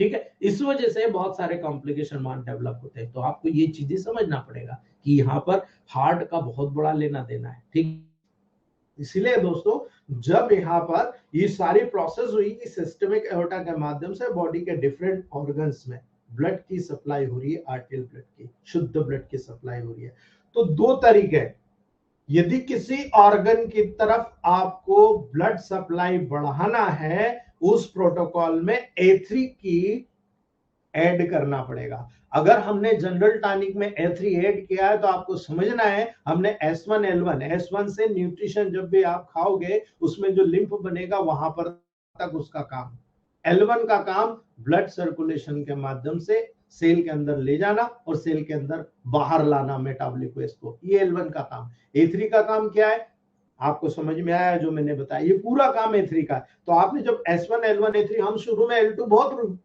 हर पेशेंट को L2 देना देना देना फिक्स था, लेकिन एक बार गलती से हमारे गुरु ने कह दिया, मुंह से निकल गया और हमने पकड़ लिया, अगर इसके साथ F1W ऐड कर दिया ना तो मैजिकल हो जाएगा, क्योंकि ये नर्व पे काम करता है। बस हमने इतना समझ लिया, क्योंकि S1 L1 A3 का ज्यादातर रोल हार्मोनल सिस्टम के लेवल पर, न्यूट्रिशन के, भाई हार्मोन क्या करता है, न्यूट्रिशन प्रोवाइड करता है, उस लेवल पर हमने देखा। तो नर्वस सिस्टम को अगर इससे कनेक्ट करना है F1W ऐड कर दिया, और जब आपने इस चीज को F1W ऐड कर दिया, आप नेचुरल लेते रहो, देखो आपके पूरी बॉडी के सिस्टम हो जाएंगे। हमने स्टार्टिंग के 3 साल जब मैंने प्रयोग किया, केवल S1 L1 A3 F1W को इक्वल मिला मिला के देना चालू किया। फिर कुछ जगह पर हमको मिस्टेक नजर आई कि यार यहाँ तो गड़बड़ हो रहा, तो हमने कुछ चेंजेस करे, 5-7 तरह के प्रोटोकॉल अलग अलग बनाए, देना चालू करा, और जब फाइनल प्रोटोकॉल दिया ना, अल्टीमेट हुआ। हमने कहा S1 की तरफ हमें W को प्रोवाइड कराना है और L1 A3 F1 को हमको मिडिल मैन बनाना है, क्योंकि ये मिडिल मैन है। आप देख लो A3 F1, F1 भी नर्वस सिस्टम से लिंक कर रहा है, और आपका L1 मिडिल मैन के रूप में न्यूट्रिशन और उसको बाहर निकालने वेस्टेज मटेरियल। इसलिए जब हमने उसको मेंटेन किया तो आपको समझ में आया कि भाई ये पूरी बॉडी के सिस्टम को मेंटेन कर रहा है। ठीक है, इसलिए हमने देखा कि हार्ट में जब ये चारों चेंबर वर्क कर रहे हैं तो इनके बीच में कहीं ना कहीं कोई सेप्टम होगा, रुकावट होगी, तो डेफिनेटली हार्ट के बीच में सेप्टम होता है जो दोनों आर्टरिया को, दोनों वेंट्रिकल को, आर्टरिया को वेंट्रिकल से डिवाइड करने का काम करता है। यानी राइट और लेफ्ट आर्टरिया, एक फाइब्रस सेप्टम जिसे हम इंटर वेंट्रियल या इंटर आर्टल सेप्टम कहते हैं, उनके द्वारा एक दूसरे से सेपरेट होता है। यहां पर देखेंगे तो ये जो आर्टरियल का बीच का जो सेप्टम है, जहां ये पर्टिकुलर वॉल है, ये पर्टिकुलरली दोस्तों ये सेप्टम यहाँ पर राइट और लेफ्ट एट्रियम को डिफरेंशिएट करता है। उसी प्रकार से वेंट्रिकल में भी एक सेप्टम होता है जो दोनों वेंट्रिकल को एक दूसरे से सेपरेट करता है। ये इसलिए बता रहा हूं दोस्तों क्योंकि जब बच्चा पैदा होता है ना तब यहाँ पर बहुत सारी गड़बड़ रहती है। याद रखना जब राइट और लेफ्ट और आपके एट्रियम और वेंट्रिकल दोनों के सेप्टम एक दूसरे से सेपरेट रहते हैं दोस्तों, याद रखना इस सिस्टम का अपर पार्ट एक मेम्ब्रेनस स्ट्रक्चर होता है। इस सेप्टम का जो ऊपरी पार्ट होता है ना एक मेम्ब्रेनस स्ट्रक्चर होता है, जबकि लोअर पार्ट नेचर में मस्कुलर होता है। यानी यहां पर जो ऊपर का पार्ट होगा ये मस्कुलर पार्ट होगा, सॉरी मेम्ब्रेनस पार्ट होगा, और जो अंदर का पार्ट होगा डीपर पार्ट होगा, लोअर पार्ट होगा, वो मेम्ब्रेनस पार्ट ना होकर मस्कुलर पार्ट होता है, स्ट्रांग होता है। क्यों? क्योंकि ये फंक्शनल एफिनिटी के आधार पर होता है। इसलिए याद रखिए दोस्तों यहाँ पर हेयर ने HEAR ने वहां पर वॉल ऑफ लेयर बताई थी, ठीक है, हार्ट की वॉल ऑफ लेयर बताई थी कि यहाँ पर हार्ट की वॉल जो होता है 3 प्रकार के लेयर से बनी होती है, इसीलिए उसका जो कंडीशन होता है वो इसी के अकॉर्डिंग डिपेंड करता है। यानी हर ऑर्गन पे आपने देखा कि यहाँ पर लेयर, जैसे लंग्स था, लंग्स में भी हमने देखा था, लेकिन यहाँ पर हार्ट के लेवल पर भी 3 लेयर का बताया गया। सबसे बाहर की लेयर जो होती है जो हार्ट को प्रोटेक्ट करती है उसको आप बोलते हो पेरिकार्डियल लेयर, ठीक है, आउटर पेरिकार्डियम, ठीक है। दूसरा जो मेन मस्कुलर लेयर होती है जो हार्ट के मस्कुलेचर का निर्माण करती है उसको बोलते हो आप मिडिल मायोकार्डियम, ठीक है, मिडिल मायोकार्डियम। और जो हार्ट के अंदर की जो लेयर होती है जो वॉल को बनाती है, हार्ट के इंटरनल स्ट्रक्चर की स्मूथ लेयर को बनाती है उसको बोलते हो इनर इंडोकार्डियम, ठीक है। तो हार्ट के 3 लेयर, बाहरी पेरिकार्डियम, बीच की मायोकार्डियम, इंटरनल इंडोकार्डियम। याद रखिएगा अगर आपने पेरिकार्डियम को समझ लिया पेरिकार्डाइटिस समझ जाओगे, मायोकार्डियम को समझ लिया मायोकार्डाइटिस समझ जाओगे, इंडोकार्डियम को समझ लिया तो वॉल की डिफेक्ट जितनी भी है म्यूकस मेम्ब्रेन ऑफ हार्ट की डिफेक्ट है समझ जाओगे दोस्तों। क्यों? कि इसी से लिंक है।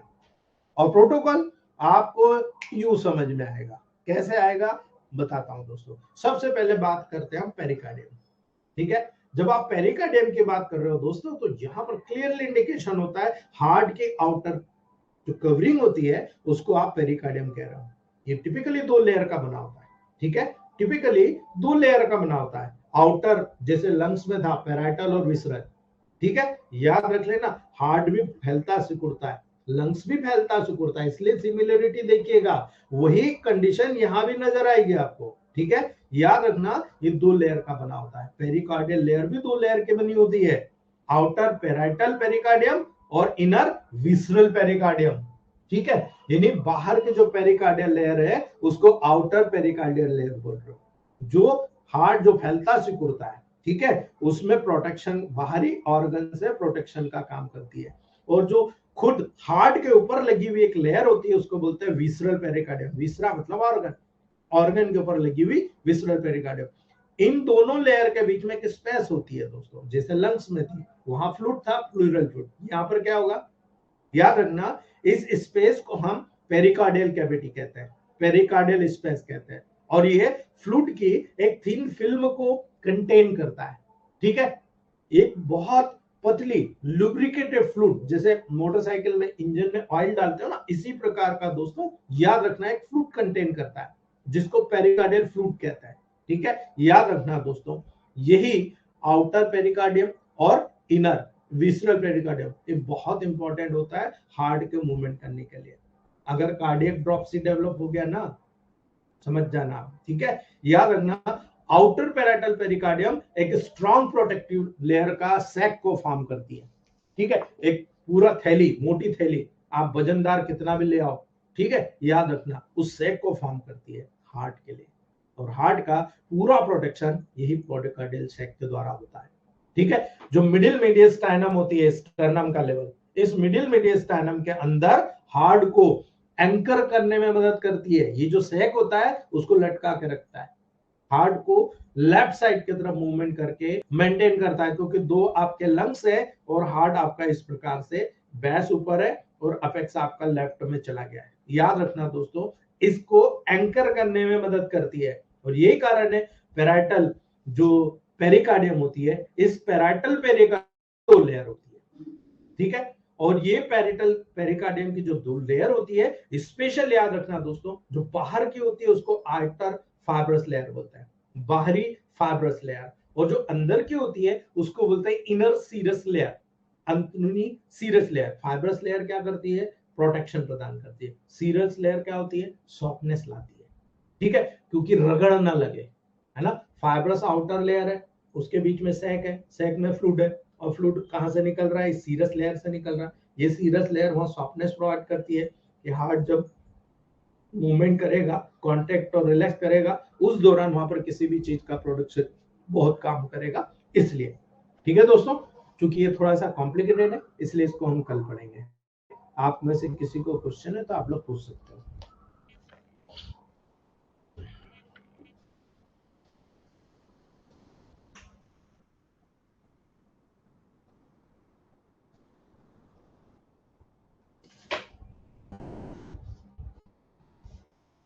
Power on.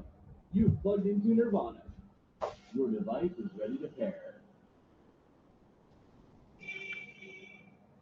Ji Mukesh sir. Stone 650. Mukesh Kumar sir.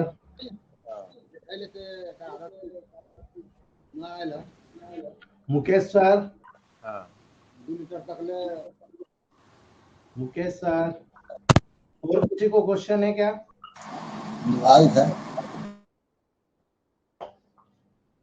Ji Rakesh sir. Rakesh sir. Satnani sir. Sir नमस्ते सर, गुड मॉर्निंग सर। नमस्ते, गुड मॉर्निंग बॉस। सर एक चीज पूछा था, जैसे किसी को अगर कोई ओल्ड एज पेशेंट को जैसे ये अपना मेन आर्टरी में ब्लॉकेज हो, अब मोर देन 90% के दो ब्लॉकेज हो, उसमें टीबीडी डेवलप हो गई हो, ट्रिपल वेसल डिजीज हो गई हो सर, मतलब बाइफर्केशन हो गया हो वेसल्स का, तो उसमें एथरी का D2 ओल्ड एज देने में कोई दिक्कत थोड़ी ना है, D2 D1 देने से, या कोई कुछ और भी दिक्कत नहीं है। आपको केवल गैंग्रेनल फोर्ट का सपोर्ट देना है सर, ट्राइवेस्कुलर डिसीज को भी क्योर कर जाएगा। जी ठीक है, A3 का 200 दे दो, या सबसे बेस्ट है यहाँ पर न्यूट्रिशन से शुरू करो आप। A3 है ना, सीधा दे दो आप तो C11, ठीक है। C11 बहुत अच्छा काम करेगा सर यार। C11 आप A1 या A3B दे दो, D6 में दे दो आप, ठीक है। गैंग्रेन आप C11 A3B दे रहे हो, D6 में दे रहे हो, तो इसके साथ में आप वहां पर आप प्रोवाइड करो गैंग्रेनल फोर्ट, सपोर्ट कर दो आप, बिल्कुल 100% रिकवर होगा सर। A3 का D2 भी चलाओ ना सर साथ में उसको। हाँ, अगर चलाओगे तो बहुत अच्छा है, हार्ट को मेंटेन रखेगा, हार्ट के फोर्स को मेंटेन। देखो बाइफर्केशन कब होता है बॉस? जी, जब बहुत ज्यादा एक्स्ट्रा वर्क करना हो रहा है, ठीक है, तो एक्स्ट्रा वर्क को रिलीव कर दो आप, हार्ट मसाज कराओ, ठीक है। आप उससे तो हाइपर वर्क, बिल्कुल, उससे तो बेड पे था पेशेंट, चलने लगा सर। बिल्कुल चलेगा सर, 100%। और वो दिया है सर उसको, कार्डियो पल्मोनरी वाला दिया मैंने मसाज। बिल्कुल, अरे सर बिल्कुल काम करेगा। आप केवल फंक्शन पे चले जाओ, आपका स्ट्रक्चर आप ऑटोमेटिक करेक्ट कर दोगे, ठीक है। जी जी सर, बस एक किसी को A3 का D2 का था कि ज्यादा है, इसलिए क्या उसको फोर्स ज्यादा तो नहीं बढ़ा देगा, इसलिए पूछना चाह रहा नहीं था। नहीं नहीं नहीं बड़ा सर, ये केवल हार्ट पे काम करेगा। A3 केवल हार्ट पे काम करेगा, हार्ट के फंक्शन को मेंटेन करेगा। आपके आपके वेन पर या वॉल पर या आर्टरी पे काम करना तो A1 करेगा और A2 करेगा, ठीक है। ये केवल हार्ट के माध्यम से अप एंड डाउन करेगा। और अगर दुबला पतला है ये है तो S2 A3 दे दे सर, उसको D7 से चालू कर दे, क्या कोलेस्ट्रॉल वगैरह भी है बिल्कुल उसको सर, ओबिसेट्रॉन साथ में चला दो ना D9 में, बहुत अच्छा D9 काम कर रहा है D9 में। जी सर, D9 में बहुत अच्छा काम कर रहा है। मैंने वेट ज्यादा कम ना हो जाए इसलिए नहीं दिया सर उसको। अरे नहीं साहब, बहुत अच्छा काम। आप केवल मैं कह रहा हूँ, मैं आपको, मैं अगर कहता 1 लीटर में तो वो गलत होता। वो D9 में कह रहा हूँ, नेगेटिव कर दिया मैंने। जी सर, है ना जी, बिल्कुल सर, ठीक है। आज देना उसको, इसलिए मैंने कहा आपसे पूछ लूं एक बार। है ना, बिल्कुल दो साहब, बहुत बढ़िया रिजल्ट है। और सर का अपने इसके तो बहुत बढ़िया रिजल्ट आ रहे हैं कार्डियो पल्मोनरी ऑयल के, हार्ट अरे मसाज के सर। सर अभी जिसको भी दिया है मतलब पेशेंट सर, मतलब समझो, मतलब एक एक वीक के बाद आके बोलता है यार वो एनर्जेटिक लग रहा है मेरे को, बहुत अभी तक डाउन था। तो लगभग सर लगभग 70% सारे पेशेंटों को जरूरत पड़ रही है मेल को तो। एक चीज मैं आपको बताऊं राकेश सर, अभी जी नाइट क्लास में देखो आपने रूट डाला, ठीक है, जी समझने को तैयार नहीं है और पूछते हैं रूट का क्या मतलब है। मतलब इनके जैसे मूर्ख नहीं डॉक्टर मैंने देखे यार। इसलिए आप आज के बाद कोई भी प्रूवन मत डालना, डालने के लिए इनको जब जरूरत होगी ना जब भी देंगे। इनको हजम नहीं होता। ये जो सीना जो है ना, मेरे को लगता है ये कोई बहुत बड़ा चार्टर इंसान है। मुझे बहुत बुरा लगा उसका कमेंट्स। गुरुदेव, वो एक्चुअली में हमने मैं पहले ही लिख के डाल दिया था किस किस चीज के लिए। अब इतना इंडिकेशन डालने के बाद भी अगर नहीं समझ रहा तो मतलब क्या बोलना चाहिए, काय के लिए डॉक्टर बन गए। मैं तो ये कहता हूँ सर, इंडिकेशन सर लिखा हुआ है उसके बाद भी नहीं समझ पा रहे। ये केवल क्रिटिसिज्म क्रिएट करने के लिए जुड़े हुए लोग हैं, ठीक है ना। इसलिए वो एक बंद हुआ तो अब दूसरा चालू हो गया। छोड़ो यार, रोज का वो नाटक है सर, उनका रोज का नाटक है सर। छोड़ो सर, जैसे तैसे ये हमारे निपटाले। पास वैसे भी सर कहाँ आपके आशीर्वाद से समय ही नहीं है इतना, तो कहाँ उनकी पचड़े में सर पड़ते मैं हैं। तो ये पिक्चर क्लासेस अब बंद कर रहा हूँ। ये मेरी क्लासेस खत्म हुई कि बंद कर दूंगा। मैं एमडी क्लास शुरू कर रहा हूँ जी और उस एमडी क्लास में मुझे सर्जरी पढ़ाना है, पीडियाट्रिक्स पढ़ाना है, गायनिक ऑप्स पढ़ाना है, मेडिकल जूरिस्प्रूडेंस पढ़ाना है। पूरे सब्जेक्ट क्लियर करके खत्म, काम खत्म, ठीक है। बिल्कुल सर बिल्कुल। चलिए जी, doctor Girish sir, Girish sir, Girish sir. Sir नमस्ते सर। जी नमस्ते सर जी। सर एक पेशेंट आया था, जी फिस्टुलाग्राम हो गया था सर उसको, जी थाइस थाइस के प्लेस में। सर उसको सभी बोला था, सर्जरी करने के लिए बोला था सभी डॉक्टरों। जी और मेरे पास आया था, मैं उसको थोड़ा पेन किलर की दवा दिया और जी उसके साथ में गैंग्रीनल फोर्ट दिया सर। जी गैंग्रीनल फोर्ट इतना जबरदस्त काम दिया सर, 15 दिन में वो वापस ऐसे चल के आया। और उसका वजन भी कम से कम 7 किलो कम हो गया था सर, उसका वजन तो। जी। ये तो बहुत बढ़िया रिजल्ट है। बहुत ऑल द बढ़िया क्रेडिट सर, गोस टू, बहुत ऑल बहुत द क्रेडिट बधाई गोस सर। टू। सर मेहनत आप किए, मजे आप लो। बहुत बहुत बधाई हाँ आपको सर। सर। जी। ले, लेकिन रोज भी ना, आप जो बोल रहे हैं रोज भी हम तो मैजिक दिखा रहा है सर। बहुत बढ़िया सर का हम लोग तो फिजियो एनाटॉमी के भी आप पे काम देखो, राकेश सर का फिनोमिना देखो। आज हाँ सर। राकेश सर कहते हैं मुझे तो आप जो चीज दोगे मैं प्रूव करूंगा, तो मैं उनको देता हूँ। देखो आज हाँ सर। उनकी मदद से कितने लोगों का भला होगा। अब आप नाइट हाँ सर। क्लास वाले इतने बेवकूफ डॉक्टर जुड़े हैं सर, मैं आपको क्या बोलूं। मैं किसी को मतलब बोलता नहीं हूँ, लेकिन ऐसा मैंने फिर मजबूरी में मैसेज डाला कि आप दोबारा राकेश सर कभी भी कोई प्रूवन प्रोटोकॉल मत डालना। इनको जब जितना समय में मिलेगा ना उतना ही इनके लिए बहुत है। हजम नहीं होता उन लोगों को। हाँ सर। लेकिन जी इसमें ना आप जो फार्मूला बोला था ना, हेड ऑयल और स्पाइन ऑयल, तो जी ये तो बहुत सर, हम तो सोच में नहीं था इतना जबरदस्त काम हो जाएगा करके। सर हर पेशेंट को दो। मैं आपको कह रहा हूँ पूरे नर्वस सिस्टम को और हार्मोन को बैलेंस कर रहे हो, ठीक है। हाँ आप बैलेंस करो, देखो कितना शानदार रिजल्ट आता। मैं तो हर नर्वाइन पेशेंट को भी, अभी एक बच्चा आया 8 साल का, उसको पूरे लोअर लेग्स में बैक साइड में क्रैम्प। अब 8 साल के बच्चे को बोलता है ये खेलता है और खेलने के बाद हीमोग्लोबिन 13 ग्राम, ठीक है। हाँ बाकी का सारा असेसमेंट नॉर्मल, लंग्स का x-ray normal, sonography normal. Doctor ने कम से कम 9-10 हजार में उतार दिया, कुछ भी प्रॉब्लम नहीं। मैंने शुरू किया synthesis second W, multivitamin 1, multivitamin 2, general tonic, natural tonic, ये 5 चीज मैंने दिया। और केवल उसको स्पाइनल ऑयल मसाज के लिए लगाने के दिया और हेड ऑयल दिया। 6 हाँ चीज सर। दिया। 1 महीने बाद बोलता है कि सर 80% है। अब ना मैंने S5 दिया, ना C4 दिया, ना आरी दिया, ना एनाल्जेसिक, कुछ नहीं दिया, कुछ भी नहीं दिया उसको। 1 महीने बाद खुद पेशेंट बोल रहा है, उसका माँ बाप बोल रहे हैं सर 80% ठीक है यार आपने तो। हाँ और पैसा कितना लगा? 980 रुपए। बोले उसने 10 हजार ले लिया यार हमारे से। मैंने कहा कुछ नहीं, हाँ 1 महीना और ले लो, बंद कर देना। 1 महीना और देके मैंने कल रवाना किया। 2 हाँ डॉक्टर सर। आए थे महाराष्ट्र से, वो हैरान रह गए कि बोले सर इसकी सारी रिपोर्टें तो आपने ऐसा क्यों किया। मैंने कहा हेड ऑयल और स्पाइनल ऑयल का कमाल है, बाकी तो मैंने इसको एक न्यूट्रिशन के तौर पे दिया था, ठीक है।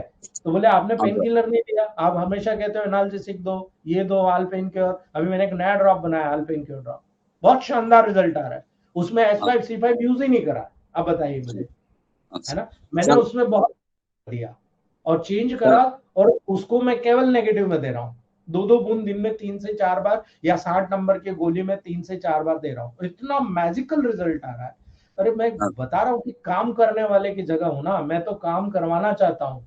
आप हाँ लोग सर, बोलो, मैं आपको रोज एक टास्क देता हूँ। मेरा दिमाग बहुत एक्टिव है इलेक्ट्रोमोपैथ के लेवल पर, और मैं अभी हाँ रिसर्च जो कर रहा हूँ ना, वो संतोष भाई उसके एक एक रिसर्च को अपने पैटर्न के रूप में डाल रहे हैं। अभी उन्होंने पेन किलर ऑयल 5 तरह के बनाए। देयर आर हाँ sir, 5 different type of oil, ठीक है, और हाँ सर, पांचों के रिजल्ट अपनी अपनी जगह पर परफेक्ट है, ठीक है। सर, उन्होंने एक स्पाइनल हीमोग्लोबिन ऑयल बनाया, मैंने आप लोगों को बहुत क्लियर बता रखा है, C4A1F1L1W, प्योरली सर, D2 में बनाया उन्होंने, और इतना हाँ गजब आ रहा है। 1 लीटर में 100 ml D2 लिया, ठीक है, हाँ सर, 105 स्ट्रोक मारे, और उसमें 50 ml अमृत धारा डाला, अच्छी हाँ सर, तरीके से मिलाया, और मस्टर्ड ऑयल में बनाया, और उसको स्पाइनल कॉर्ड पे गाढ़ा गाढ़ा अप्लाई किया। हाँ शानदार सर, रिजल्ट। हीमोग्लोबिन 1.5 से 2 ग्राम हर महीने में केवल ऑयल लगाने से बढ़ रहा, विदाउट एनी ओरल रेमेडी। ये प्रूवन के सर, तरीके होते हैं, ठीक है ना। बताऊंगा मैं हाँ धीरे सर। धीरे सारी चीज सर बताऊंगा। बीच में एक मजाक आया, जी तो वो गैंग्रीन फोर्ट का बोलता ना सर, वो पेशेंट, वो सर्जन डॉक्टर था, वो चैलेंज करके भेजा था। बाद में वो पेशेंट उसके पास वापस गया और वो दिखाया, सर देखो बिना सर्जरी हम करके आया करके, जी बिना सर्जरी हम ठीक करके आया करके, वो जाके उसका मजाक उड़ाया। हाँ, और डॉक्टर ने कहा बिना सर्जरी ये वही नहीं होता है, नहीं होता है, ये कैसे किया ऐसे किया करके पूछा है वो डॉक्टर तो। जी हाँ बिना सर्जरी हम करके आया, हमारा एक डॉक्टर है, डॉक्टर गिरीश करके, हाँ जी वो तो ट्रीट किया कैसे करके, वो पूरा प्रोटोकॉल किया। और डॉक्टर ने हाँ, मेरा खुद फोन किया था सर, जी क्या किया ऐसा करके, ले नहीं सर जी हमारा ऐसा मेडिसिन है, हम तो ऐसे ट्रीटमेंट करके हम उसको बोल दिया सर। जी सर मेरे पास कई फोन आते, हम जब जवाब देते ना तो उनको सहन ही नहीं होता सर, जवाब क्या बताएं। हाँ बहुत अच्छे सर, सर, बहुत अच्छे। धन्यवाद सर, धन्यवाद सर। जी, उनको क्या कोटि लगता कोटि। है गिरीश सर, उनको क्या लगता है कि we are non educated person, यही हमारी छवि बनी हुई है। जितने हाँ सर, इलेक्ट्रोमोबाइल डॉक्टर है ना, उनकी छवि यही बनी हुई है कि हम लोग केवल और केवल प्रोटोकॉल प्रोटोकॉल खेलते हैं। लेकिन हमारे ग्रुप के जितने भी मेंबर है ना सर, कई लोगों के छापे ग्रुप के है ना, हाँ लेकिन हाँ सर, जब डीआई को जवाब देते हैं ना, तो वो नहीं बेटा तुम करो प्रैक्टिस, हाँ तुमको कोई नहीं चलेगा, ठीक है। हाँ वो ऐसा बोल के जाते हैं, चाय कॉफी पी के निकल जाते हैं, कोई पैसा नहीं कुछ नहीं, ठीक है, क्योंकि नॉलेज हमारा दम भरता है, ठीक है ना। हाँ सर। बहुत बढ़िया। धन्यवाद सर, कोटि जी कोटि जी नमन सर। जी जी गुरु सर, थैंक यू जी। अशोक सर, अशोक सर नमस्ते सर जी। नमस्ते, बहुत दिन बाद आवाज सुन रहा हूँ। सर आज पता है कि आप ठीक नहीं रहे, पहले तो 15-20 दिन तो ठीक है। जी जी तो सर मैंने सिर्फ ये पूछना था कि देखो सर, आप अब बताते थे 30 देना है, मैंने 30 की पिल्स बना रखी है। अगर जहां आप ड्रॉप्स ज्यादा काम करते हैं कि पिल्स ज्यादा काम करते हैं? सर देखो, पिल्स डायरेक्टली लिंगुअल ग्लैंड से अडॉप्ट होती है, सलाइवा के माध्यम से तुरंत काम करती है। लेकिन जब आप पिल्स को, वही पिल्स 30 डायल्यूशन के आप दे रहे हो, तो आप देखो, आप उसको क्या करो, 2 से 5 गोली का ऑब्जर्वेशन बनाओ, पानी में जी घोलो, गैसेस एक्सचेंज में कन्वर्ट होगी, तो आपके से ज्यादा फास्ट काम करेगी, ठीक है। हाँ हाँ, हाँ, बिल्कुल काम यही करेगी पूछ सर। रहा था सर। ठीक है, थैंक जी यू सर जी। हाँ जी जी Sonwani ji, doctor Manra Khan Sonwani ji, good morning sir जी। Good morning sir. सर जी, हार्ट के बारे में इतना बताया, कुछ त्रुटि थे वो पूरा हो गया सर जी। जी एक पूछना था सर जी, मैं अब इन चीज को नहीं पहले पढ़ा था। जी गैंग्रीन अल्फोर्ड का फार्मूला थोड़ा बता दीजिए सर जी। सर मैं नहीं बता पाऊंगा, आप ग्रुप में जाइए, ग्रुप में सारी चीज डली हुई है, ठीक है, जी सर। ग्रुप में सारा आपको मिल जाएगा। जी सर सर। आप डाल दीजिएगा, सर को मिल जाएगा, ठीक है, आपको ओके मिल सर। जाएगा सर ग्रुप में, ठीक है। Okay sir. जी doctor Dilip Singh Budania ji, Dilip Singh Budania ji. Sir good morning. जी good morning sir. Sir APLC में मैंने आपका 200 वाला डायल्यूशन दिया, उससे रिजल्ट तो है सर, उसका सिर्फ हेड में उसको पेन है खाली। सर हेड में पेन है ना, आप रिलैक्स कर दीजिए, जनरल टॉनिक D6 में C1 वर्वन वाई डाल दीजिए, तुरंत रिलैक्स होगा। ठीक है। अच्छा या सबसे बढ़िया है नेचुरल टॉनिक। जब भी ब्रेन की बात आती है और अगर जी नर्वस होता है, अगर कोई हाँ डिफॉल्ट होता है तो जनरल टॉनिक, अगर कोई नर्वस होता है तो नेचुरल टॉनिक। आप उसको 10th डाइल्यूशन बनाओ और जी 10th में C1 की 2-2 ड्रॉप डाल दो। आप देखो 10 मिनट के अंदर हेडेक बंद होना शुरू हो जाएगा। ठीक है। दूसरी चीज, आप केवल S12C1W का स्मेल करा दो D4 में, तुरंत बंद हो जाएगा। ठीक है। S12C1W का स्मेल डी हाँ, S12C1W का D4 में स्मेल करा दो, तुरंत बंद हो जाएगा। 2 या 3 दिन में तो पेशेंट बोल देगा कि बहुत रिलैक्स है मुझे। सर अपनी 6 डोज में उसको कन्वर्सेशन आना बंद हो गया सर, बहुत रिलीफ है उसके, और बिल्कुल 5 होगा साल सर, से बीमार थी वो। बिल्कुल होगा सर। काम करने वालों की कभी हार नहीं होती। केवल बिल्कुल आपको प्रोडक्शन करते जाना है। 200 दिया, उसके बाद इसी 200 को वीकली दे दिया, वीकली के बाद 15 दिन में दे दिया, फिर मंथ दे दिया और उसको फिर रिड्यूस करना शुरू किया। हाँ सर, मैं 4 महीने आपको में जी वीडियो डालूंगा और उनको रिलीफ भी मिला है। बहुत बहुत धन्यवाद सर आपको। जी। अरे सर, आपका मेहनत है। मैंने तो आपको केवल एक जंक्शन बताया कि ऐसे करना है। ठीक है ना। बिल्कुल। बहुत बढ़िया, बहुत बढ़िया। ठीक है दोस्तों, आज यही रखते हैं हम लोग।